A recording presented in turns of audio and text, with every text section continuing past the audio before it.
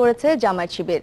সকালে কাকরাইল থেকে বিশাল বিক্ষোভ মিছিল বের করে দলটির নেতাকর্মীরা, পরে সমাবেশও করে তারা। কাকরাইল থেকে বের হওয়া বিক্ষোভ মিছিলটি মতিঝিল শাপলা চত্বরে গিয়ে শেষ হয়। সেখানে সমাবেশ করে জামায়াত শিবির কর্মীরা।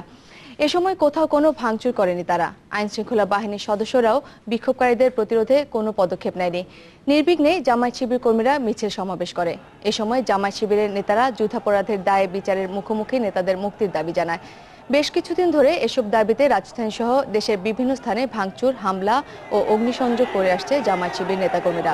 দেশ জুড়ে পালন করেছে হরতালও। আজ পুরো দেশে প্রতিবাদ কর্মসূচি পালন করছে দলটি।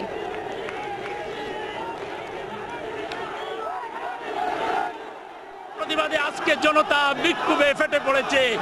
এই বিক্ষোভ চলবে নেতৃবৃন্দ মুক্ত না হওয়া পর্যন্ত। গুলি করে শহীদ করে আন্দোলন বন্ধ করা যাবে না। অনতিবিলম্বে অবৈধ ট্রাইব্যুনাল ভেঙে দিয়ে